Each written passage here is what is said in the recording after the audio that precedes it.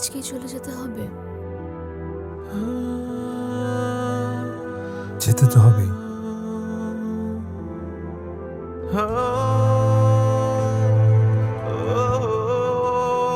ভালো লাগার সময়গুলো এত তাড়াতাড়ি কেন শেষ হয়ে যায় বলতে পারবেন? হয়তো ভালো লাগার জিনিসের স্থায়িত্ব কম।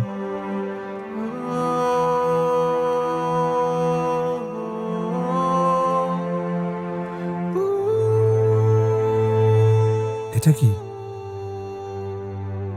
আমি রান্না করেছি আপনার জন্য। ট্রেনে বাইরের খাবার খাবেন না প্লিজ। আমার হাতে রান্না খেলে আমি খুব খুশি হব। আর চিঠিতে লিখে জানিয়েন রান্না কেমন হয়েছে।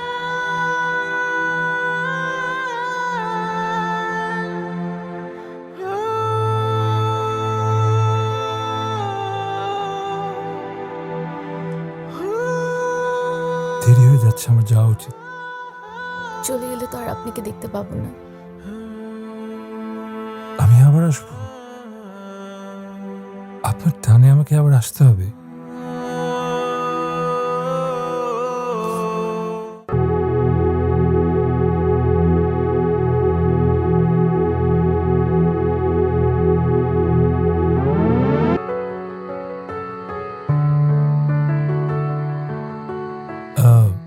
এটা কি আমাদের শেষ দেখা? আমাদের আর দেখা হবে না, কথা হবে না?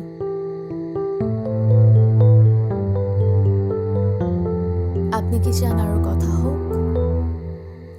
একের ইচ্ছায় তো আর সবসময় সবকিছু হয় না।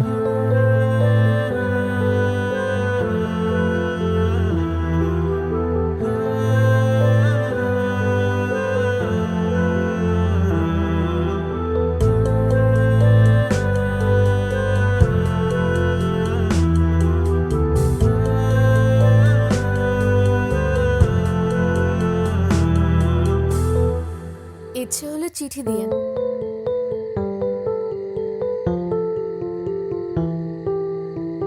চিঠি দেব। প্রিয় জামান, কেমন আছেন?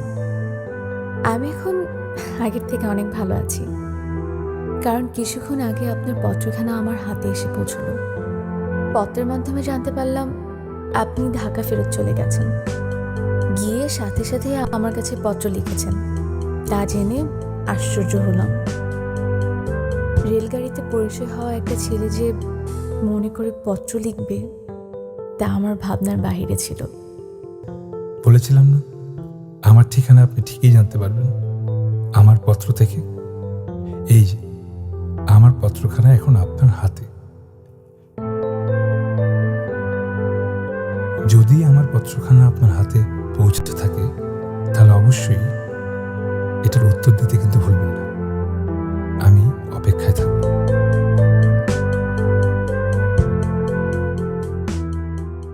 প্রিয় তানিয়া, কেমন আছেন? আমি অনেক ভালো আছি, কারণ কিছুক্ষণ আগেই আপনার পত্রখানা আমার হাতে এসে পৌঁছল। আশা করি আল্লাহর কৃপায় ভালো আছেন। আমি গত 2 দিন ধরে জ্বরে ভুগেছি। এখন আল্লাহর রহমতে একটু সুস্থ বোধ করছি। এই জ্বরের ঘোরে কেন যেন বারবার আপনার মুখচ্ছবি আমার চোখের সামনে ভেসে উঠেছে। আপনাকে খুব দেখতে ইচ্ছে করছে। আমি সিদ্ধান্ত নিয়েছি আপনার সহিত দেখা করব। এই সম্পর্কে পরের চিঠিতে আপনার মতামত অবশ্যই জানাবেন। আর যদি আমার সাথে আপনারও দেখা করবার সদিচ্ছা থাকে, তাহলে অবশ্যই কখন কোথায় দেখা করতে হবে তা বিস্তারিত চিঠিতে জানাবেন। প্রিয় জামান, আমি ভালো আছি। চিঠিতে আপনি আমার সাথে দেখা করার ইচ্ছে পোষণ করেছেন। আমারও কেন যেন আপনার সাথে দেখা করতে ইচ্ছা করছিল। ইহা কি কাকতালীয়, নাকি আপনার প্রতি আমার টান? তা বোধ কম নয়। আচ্ছা, আপনারও কি এমন হয় গভীর রাতে আমার কথা ভাবেন? আমার কথা ভাবতে ভাবতে কাজ ভুলে যান কি? আমার প্রায়শই আপনার কথা ভেবে এমন হয়। ইহার প্রতিকার কি আপনি জানলে আমাকে জানাবেন।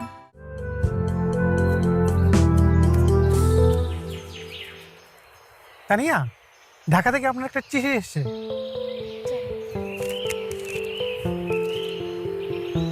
ধন্যবাদ।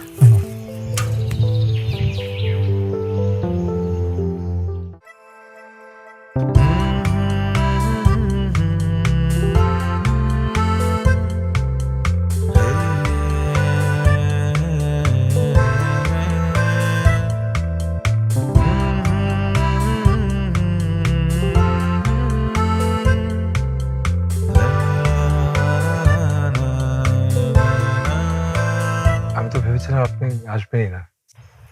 আমি কথা দিয়েছিলাম আপনাকে আসবো, কিন্তু বাবাকে আসলে একটু রাজি করতে সময় লেগে গেছে। আমি কিন্তু আপনার এলাকায় আসতে পারতাম। আপনি এভাবে আমাকে দৌড়ে আসলেন, দরকার ছিল না। হ্যাঁ, সেটা সম্ভব হতো, কিন্তু বাড়ির আশেপাশে দেখা করলে না কেউ দেখে ফেলার ভয় থাকে। আর আপনি তো বুঝেনি আমাদের সমাজকে, যেখানে একা একটা মেয়ে ঘর থেকে বের হয় না, সেখানে আমি একা চলাফেরা করি। আপনাকে আরেকবার দেখতে পেলাম। আসতে কি খুব কষ্ট হয়েছে?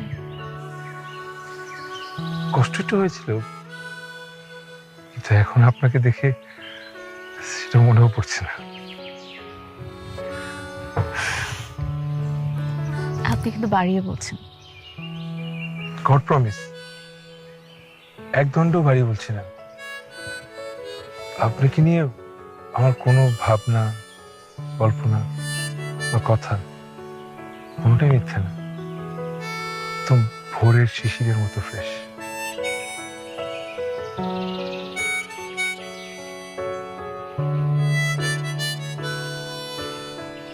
এটা আপনার জন্য।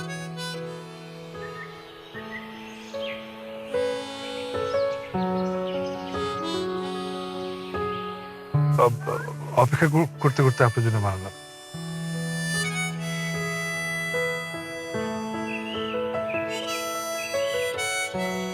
ধন্যবাদ।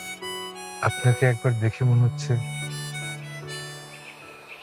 আপনাকে আরো একবার দেখার জন্য আমি আরো 1000 মাইল পাড়ি দিতে পারবো। এইভাবে বলবেন না প্লিজ, আমার পরে কষ্ট হবে। আপনাকে মিস করব।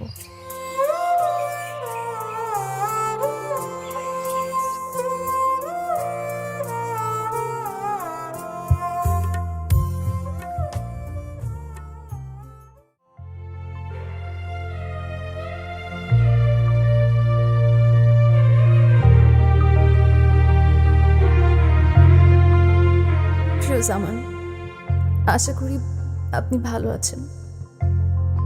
আমি একদম ভালো নেই।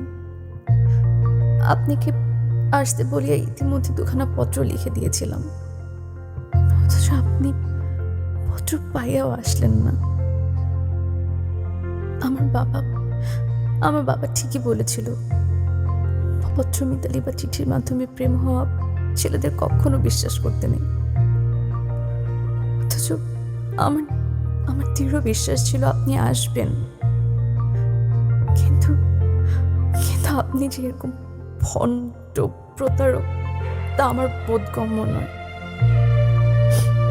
যাই হোক, আপনি কি ইহা জানাতে পত্র লিখেছিলাম যে আগামী 9/5/1990 তারিখে আমার বিবাহ। ইতি, তানিয়া।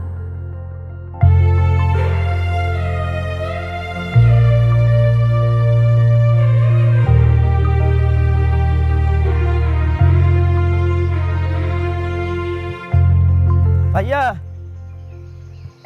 ওই পিউন আসছিল 2-3 দিন ধরে আপনার তালাশ করতে লাগছে, পায় নাই, সিডি দিয়ে গেছে।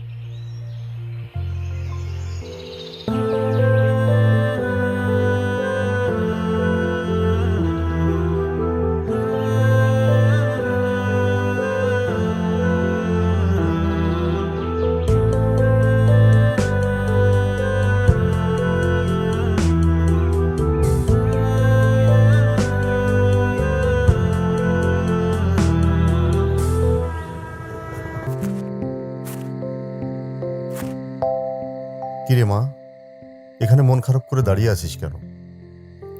কই বাবা, আমার মন খারাপ না তো, আর এমনিই দাঁড়িয়ে আছি। ও আচ্ছা, মারে হুম? আমি তোর জন্য একটা সম্বন্ধ নিয়ে আসছি। ছেলেটা খুব ভালো, প্রাইমারি স্কুলের শিক্ষক। কিরে, তুই কিছু বলছিস না যে? চুপ করে আছিস কেন? আম, বাবা, আমি তোমাকে একটা কথা বলতে চাই, কিন্তু বুঝতে পারছি না আসলে কিভাবে বলবো, ভয় পাচ্ছি। আচ্ছা, তুই হচ্ছিস আমার একমাত্র মেয়ে। আমি কি কখনো কোনো ব্যাপারে তোকে বকা দিয়েছি? এতে ভয় পাওয়ার কি আছে? বল না, কি বলবি? আমি একটা ছেলেকে পছন্দ করি, সে ঢাকায় থাকে। আমাদের পরিচয়টা হয়েছিল ট্রেন থেকে, আর এখন চিঠির মাধ্যমে যোগাযোগ হয়। দেখ মা, ওইসব চিঠির মাধ্যমে যোগাযোগ বা পত্রমিতালির প্রেম একদম বিশ্বাস করতে নেই। তুই যখন ওই ছেলেকে বিয়ের ব্যাপারে কিছু বলবি, দেখবি ওই ছেলে তোর সঙ্গে সব ধরনের যোগাযোগ বন্ধ করে দিয়েছে। বাবা, ও একদমই এই ধরনের ছেলে না। সেটা সময়ই বলে দেবে কে কোন ধরনের। ঠিক আছে, তাহলে তুই ওই ছেলেকে আমার সঙ্গে দেখা করতে বল, কথা বলি, ওর পরিবারের সাথেও কথা বলি। জি বাবা। কিন্তু মা, আর একটা কথা, এই সকল ঘটনার যদি ব্যতিক্রম কোনো কিছু ঘটে, তাহলে কিন্তু আমার সিদ্ধান্তকেই মেনে নিতে হবে, ঠিক আছে?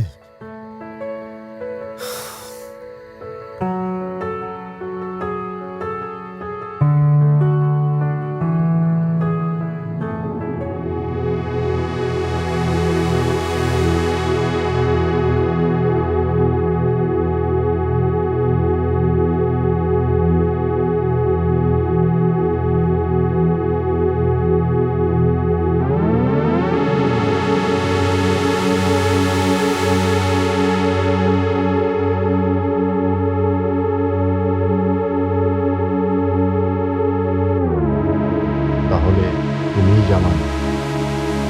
জি। আমি তানিয়ার বাবা। আসসালামু আলাইকুম। ওয়ালাইকুম আসসালাম। তুমি এতদিন আসোনি বাবা, আজকে কেন এলে?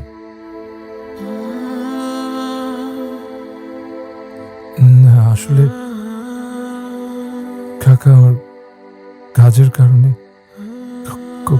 কয়েক মাস বাইরে থাকতে হয়। আমি কাজে একটু বাইরে ছিলাম, ফিরে আসার পর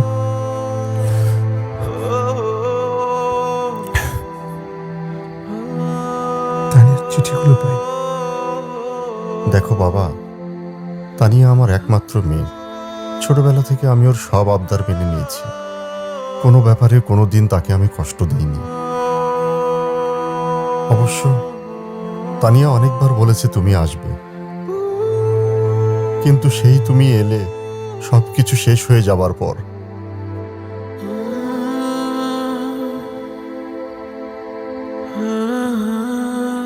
কাকা, আমার একটা অনুরোধ রাখবেন? বলো, কি অনুরোধ?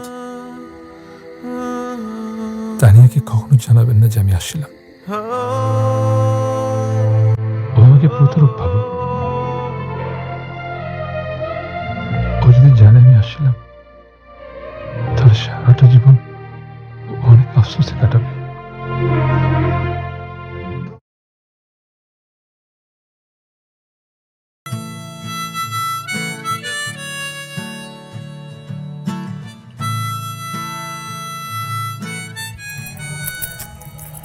বইটার কি এখনই নষ্ট হওয়ার খুব দরকার ছিল? নষ্ট হচ্ছে না, বন্ধ হচ্ছে, কিছু বুঝতে পারছি না। এটা বলতে পারবেন কটা বাজে? 12টা 10। 12টা 10, তার মানে 30-20 মিনিট বাকি আছে, আমি দেরি করিনি। ধন্যবাদ।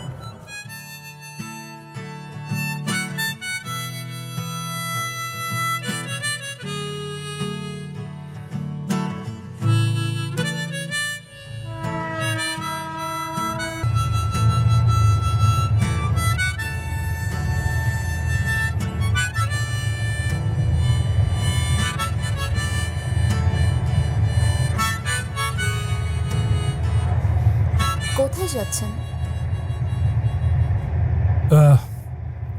এই ট্রেন যেখানে শেষ থামবে সেখানে। চিটাগাঙ্গে? আপনি চিটাগাং যাচ্ছেন ওই সময় বললেন না যে? আপনি তো তখন শুধুমাত্র সময় জানতে চেয়েছিলেন, কোথায় যাচ্ছি সেটা তো জানতে চাননি। কাকতালীয়। আপনার আর আমার কেবিনটা একসাথেই পড়লো। হুম। আরও একজন যাত্রী বোধহয় সামনে উঠবে।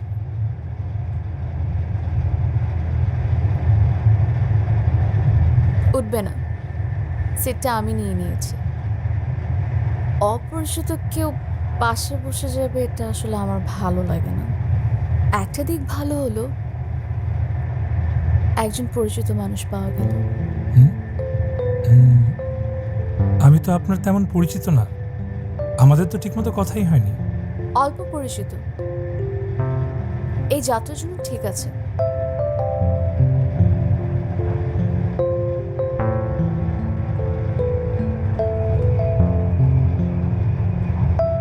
চিটাগাং কি বেড়াতে যাওয়া হচ্ছে না চিটাগাং বাড়িতে যাওয়া হচ্ছে? বান্দরবনে আমার বাড়ি, ঢাকা এসেছিলাম খালার বাড়িতে বেড়াতে। আপনাকে দেখে কিন্তু পুরোপুরি ঢাকার মেয়ে মনে হয়।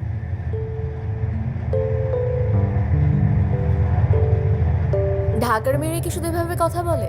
না না, তা না। এই যে একা যাচ্ছেন, হারিয়ে যাওয়ার কোনো ভয় নেই? হারাবো না, আর আমার হারানোর ভয়ও নেই। এই ট্রেন যেখানে থামবে তারপরে রাস্তাটুকু আমার চেনা।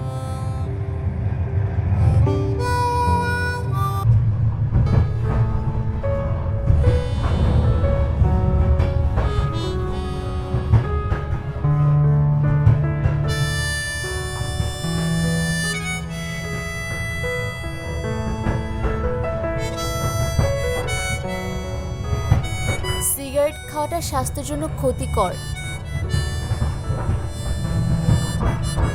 বলেছিলাম না, আরো 2বার আইন ভঙ্গ করব। আর খাওয়ার পর না আসলে সিগারেট না খেলে খাওয়ার হজমই হয় না। একদম বদঅভ্যাস করে ফেলেছেন। মানুষ যদি অভ্যাসের দাস হয় তাহলে আমি বদ অভ্যাসের হুকুমের গোলাম। দেখুন, কথা বলতে বলতে না আপনার নামটাই জানা হলো না। আমি জামান। আমি তানিয়া। তানিয়া নামটা সুন্দর। এইবার কি একটা কবিতা শোনানো যায়? রেলগাড়ির কামরায় হঠাৎ দেখা, ভাবিনি সম্ভব হবে কোনোদিন। আগে ওকে বারবার দেখেছি, লাল রঙের শাড়িতে, ডালিম ফুলের মতো রাঙা। আজ পড়েছে কালো রেশমের কাপড়, আঁচল তুলেছে মাথায়। দোলন চাপার মতো চিকন গরু মুখখানি ঘিরে। মনে হলো কালো রঙের একটা গভীর দূরত্ব ঘনিয়ে নিয়েছে নিজের চারদিকে, যে দূরত্ব সর্ষে ক্ষেতের শেষ সীমায়, শালবনের নীল নীলাঞ্জনায়। থমকে গেল আমার সমস্ত মনটা। চেনা লোককে দেখলেন অচেনার গাম্ভীর্যে।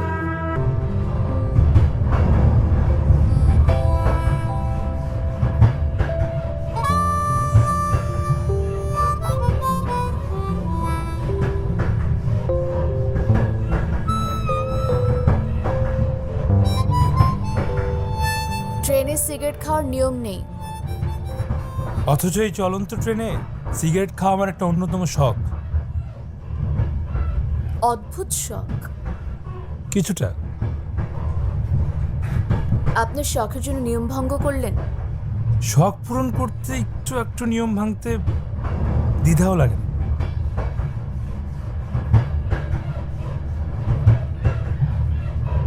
এখন টিটি এসে যদি ফাইন করে দেয়?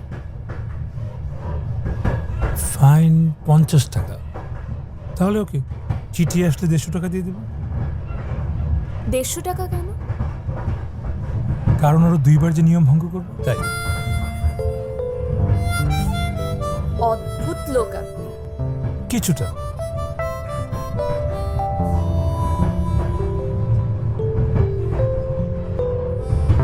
চলন্ত ট্রেনে যেহেতু সিগারেট খাওয়ার শখ, আমাকে দেখে সিগারেটটা ফেলে দিলেন কেন? আসলে মেয়ে মানুষের সামনে আমি সিগারেট খেতে পারি না। ঠিক আছে, এরপর থেকে যখন সিগারেটটা জ্বালাবেন না, আমি সামনে এসে দাঁড়িয়ে যাব।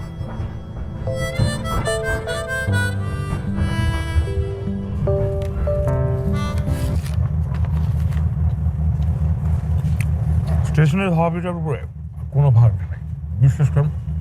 স্টেশনের খাবার, যে কোনো খাবার আমাকে খুব ভালো লাগে। আপনার তো অদ্ভুত সব শখ। পয়েন্ট, বাট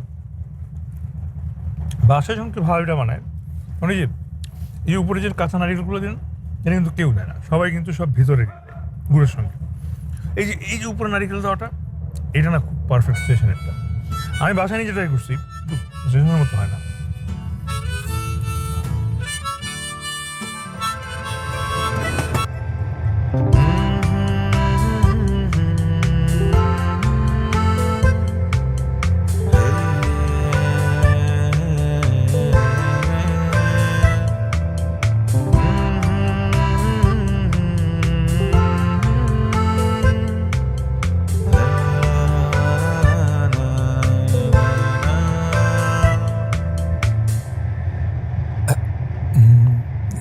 আপনি খান, আমি খাবো না।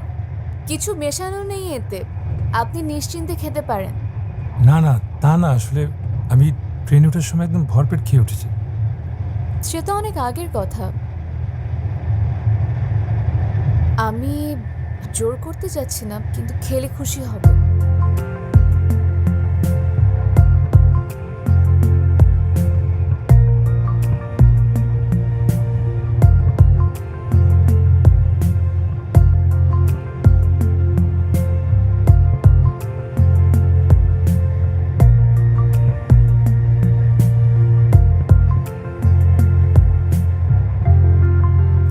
আমি যখন ট্রেনে চলাচল করি, আমি সবসময় বাসা থেকে খাবার নিয়ে আসি। বাহিরের খাবার খেতে আমার ভালো লাগে না। কাটলেটটা খুব অসাধারণ হয়েছে। এটা আপনি নিজে বানিয়েছেন?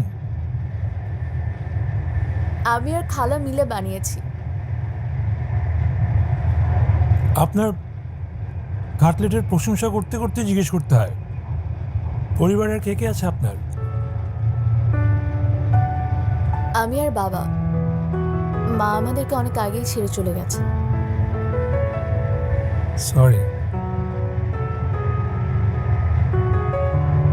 সত্যি দারুণ।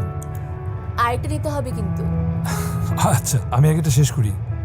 Thank you.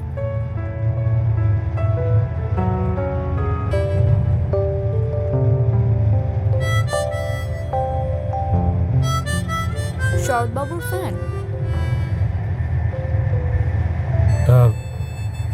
আধুনিক বাংলা অনুবাদে ফ্যান বলতে যেটা ঠিক সেরকমটা না, কিন্তু শরৎচন্দ্র বই পড়তে আমার ভালো লাগে। শরৎবাবুকে মাঝে মধ্যে আমার শেক্সপিয়ারের মতো মনে হয়।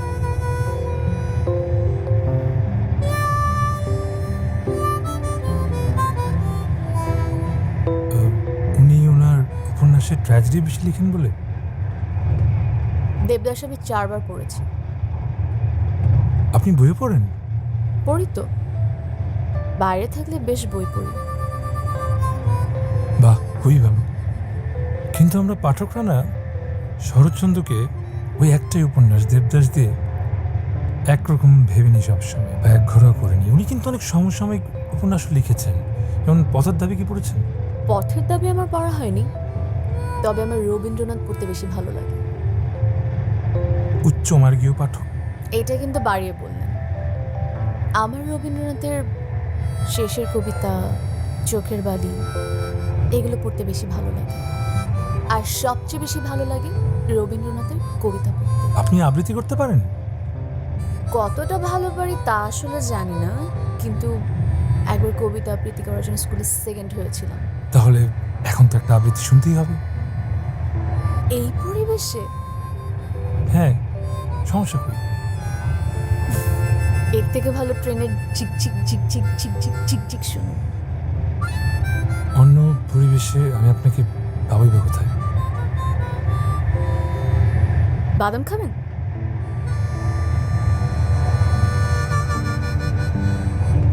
ধন্যবাদ।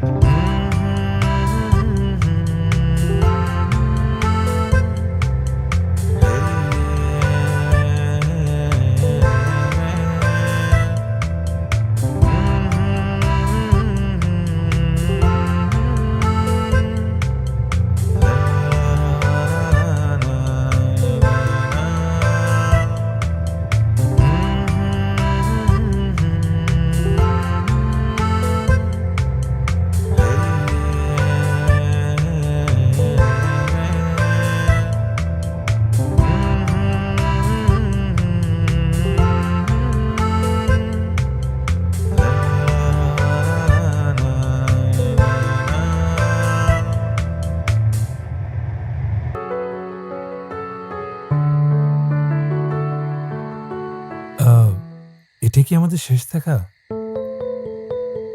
আমাদের আর দেখা হবে না, কথা হবে না?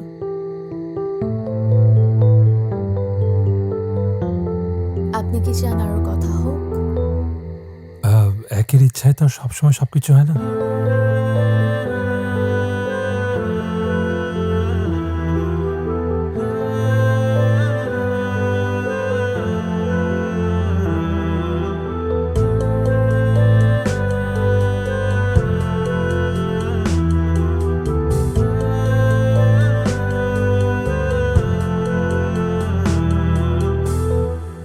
ইচ্ছে হলে চিঠি দিয়েন।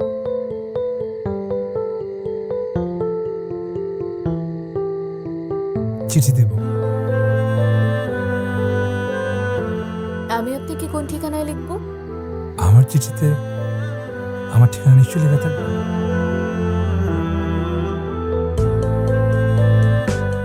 অপেক্ষা করাবেন?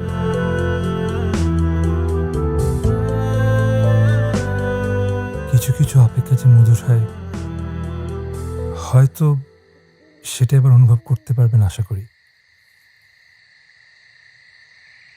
এই প্রথমবার মনে হলো ট্রেনটা খুব দ্রুত চলে আসছে। ট্রেনের দেরি হলে কি হতো?